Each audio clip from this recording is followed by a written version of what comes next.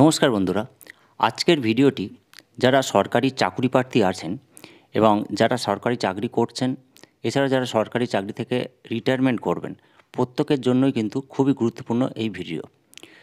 আমরা দীর্ঘদিন ধরে দেখি যে ধর্মতলায় গান্ধী মৃত্যুর পাদদেশে বহু সংখ্যক চাকরি প্রার্থী আন্দোলন করছেন, ধর্ণা দিচ্ছেন।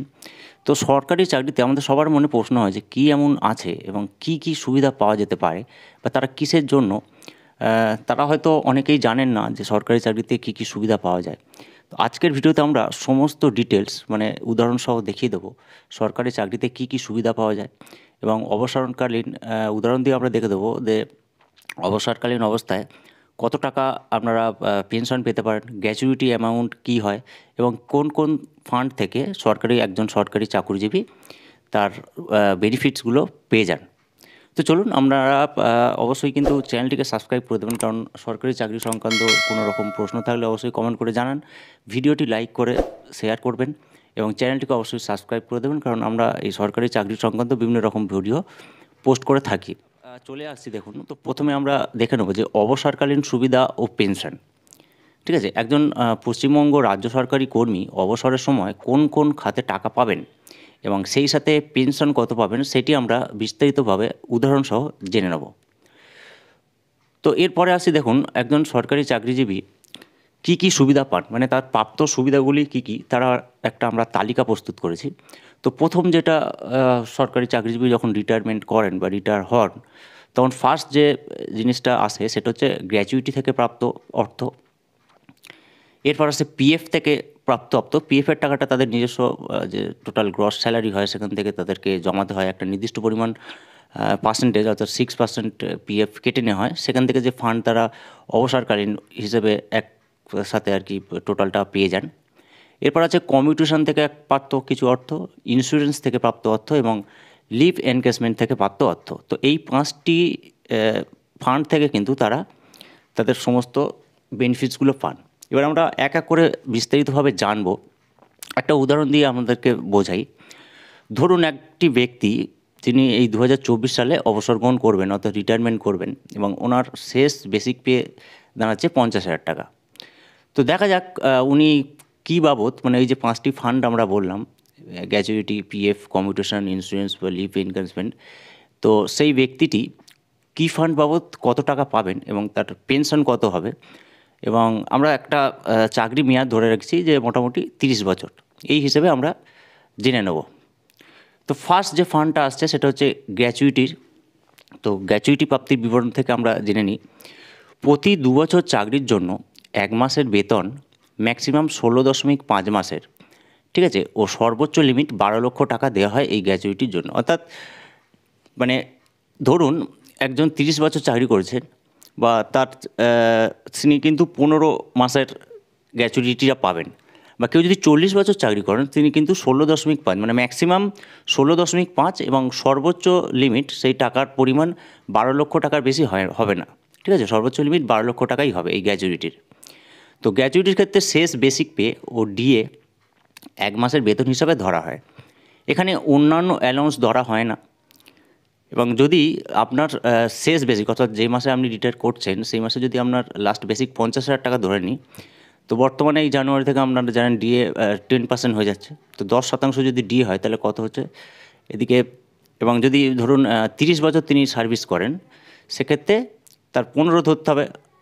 ঠিক আছে, প্রত্যেক 2 বছর চাকরির জন্য যে 1 মাসের বেতন ধরা হয় যেহেতু, তো এখানে তাহলে বেসিক প্লাস ডিএ সমান 55,000 টাকা ইন্টু 15 সমান টোটাল যেটা চলে আসছে 82,000, মানে 8,25,000 টাকা। এটা হচ্ছে গ্র্যাচুইটি থেকে তার প্রাপ্ত অর্থ। আশা করছি গ্র্যাচুইটি হিসেবটা আপনাদের বোঝাতে পারলাম। এবার চলে আসি পিএফ থেকে প্রাপ্ত অর্থ। দেখুন, পিএফ অ্যাকাউন্টে আপনি আপনার পুরো কর্মজীবনে যত টাকা কাটিয়েছেন সেটি সুদসহ আপনি অবসরের সময় হাতে পাবেন। এখন পিএফ ব্যাপারটা হচ্ছে আপনি মনে করলে সেটা আপনি 10%, 20% যত খুশি আপনি পিএফ কাটাতে পারেন, একটা নির্দিষ্ট অ্যামাউন্ট রেখে অবশ্যই।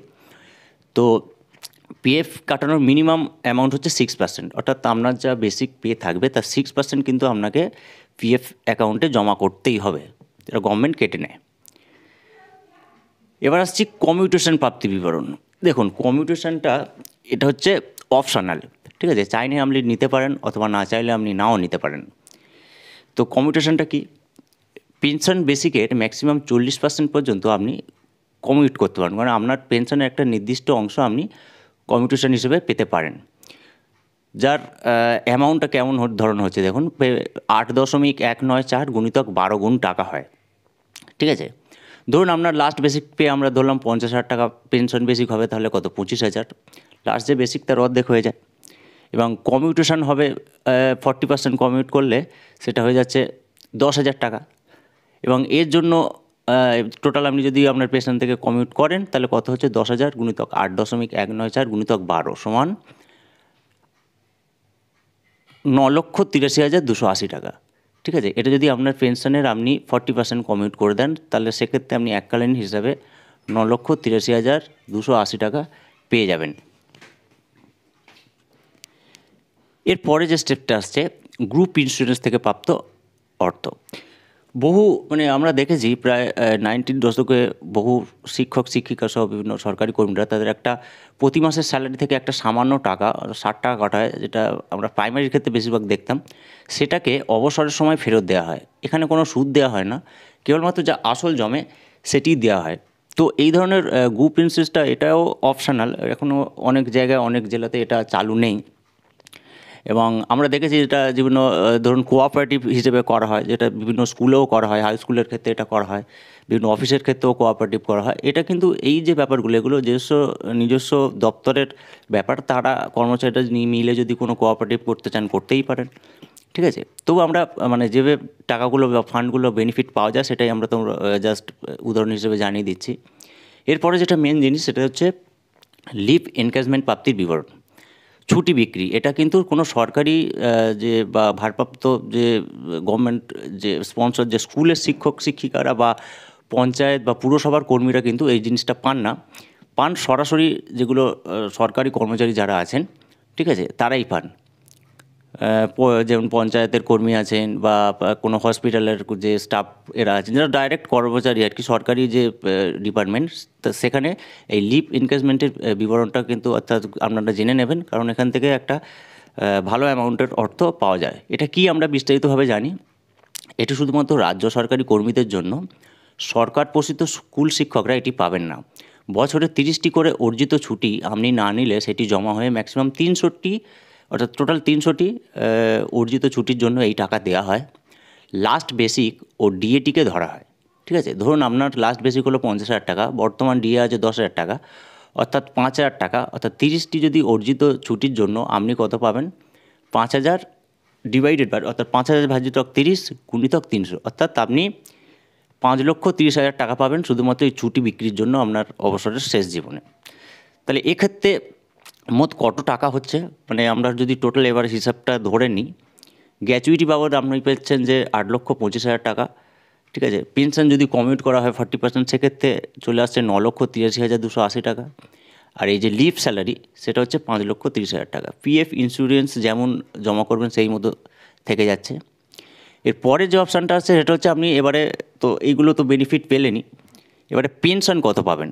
এবার পেনশনের হিসাবটা আমরা যদি করি, দেখুন লাস্ট বেসিক চলে আসছে 50,000 টাকা, তাই পেনশন বেসিক হবে 50,000-এর হাফ 25,000 টাকা। বর্তমানে ডিএ আছে 10%, ঠিক আছে, যেটা 25,000 টাকা ডিএ করলে হয় 2,500 টাকা, 25,000 টাকা 10%। পেনশন কমিউট না করলে তাহলে ওনার পেনশন কত হচ্ছে না 25,000 যুক্ত 2,500 যুক্ত 500, অর্থাৎ 28,000 টাকা। এবার যদি পেনশন কমিউট করা হয় সেক্ষেত্রে 10,000 টাকা করলে পেনশন হবে 28,000 টাকা। 28,000 টাকা থেকে 10,000 টাকা বিয়োগ যাচ্ছে, 17,000 টাকা তিনি পেনশন পাবেন। তো এইভাবে কিন্তু সরকারি কর্মচারীদের হিসেবটা করা হয়, এই সকল বেনিফিটগুলো সরকারি কর্মচারীরা পান। আমি চেষ্টা করলাম যে খুব সাধারণভাবে সহজভাবে কীভাবে সরকারি কর্মচারীরা তাদের বেনিফিটটা পায় সেটা আপনাদেরকে জানানোর। ভিডিওটি ভালো লাগলে অবশ্যই চ্যানেলটিকে সাবস্ক্রাইব করে দেবেন। সবাই খুব ভালো থাকবেন এবং কারো কোনো প্রশ্ন থাকলে অবশ্যই কমেন্ট করে জানাবেন।